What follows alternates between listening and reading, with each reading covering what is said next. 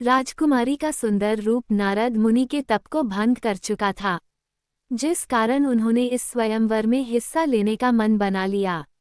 राजकुमारी को पाने की इच्छा में नारद अपने स्वामी भगवान विष्णु की शरण में पहुंचे और उनसे उनके समान सुंदर रूप पाने की इच्छा जाहिर की। भगवान विष्णु ने नारद की इच्छा अनुसार उन्हें रूप भी दे दिया। पौराणिक कथाओं के अनुसार एक बार देवर्षि नारद को इस बात का घमंड हो गया था कि कामदेव भी उनकी तपस्या व ब्रह्मचर्य भंग नहीं कर पाए। देवर्षि नारद ने यह बात भगवान शंकर को बताई, लेकिन महादेव ने कहा कि इस बात को भगवान विष्णु के सामने इतने अभिमान के साथ नहीं कहना। शिव के मना करने के बाद भी नारद मुनि ने यह बात भगवान विष्णु को बताई। तब भगवान समझ गए कि नारद मुनि में अहंकार आ गया है।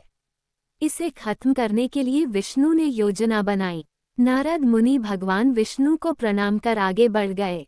रास्ते में नारद मुनि को एक सुंदर भवन दिखाई दिया। वहां की राजकुमारी के स्वयंवर का आयोजन हो रहा था। नारद उस जगह पर पहुंच गए और वहां की राजकुमारी विश्वमोहिनी को देखकर मोहित हो गए। भगवान विष्णु की माया के कारण ये सब हो रहा था। राजकुमारी का सुंदर रूप नारद मुनि के तप को भंग कर चुका था, जिस कारण उन्होंने इस स्वयंवर में हिस्सा लेने का मन बना लिया। राजकुमारी को पाने की इच्छा में नारद अपने स्वामी भगवान विष्णु की शरण में पहुंचे और उनसे उनके समान सुंदर रूप पाने की इच्छा जाहिर की। भगवान विष्णु ने नारद की इच्छा अनुसार उन्हें रूप भी दे दिया। नारद नहीं जानते थे कि भगवान विष्णु का एक वानर रूप भी है। हरि रूप लेकर नारद उस स्वयंवर में पहुंच गए। उन्हें अपने आप पर इतना अभिमान हो गया था कि उन्होंने एक बार भी अपना चेहरा नहीं देखा।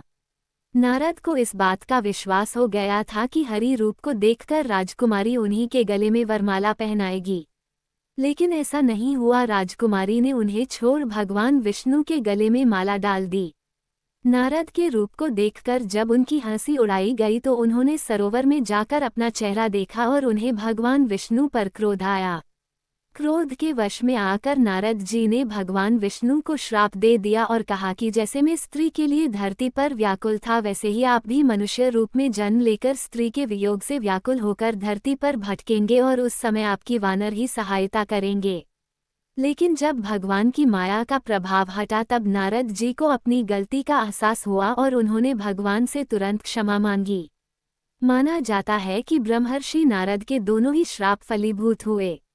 भगवान विष्णु को राम के रूप में पृथ्वी पर अवतार लेना पड़ा और माता सीता का वियोग भी सहना पड़ा और वानरों की भी सहायता ली।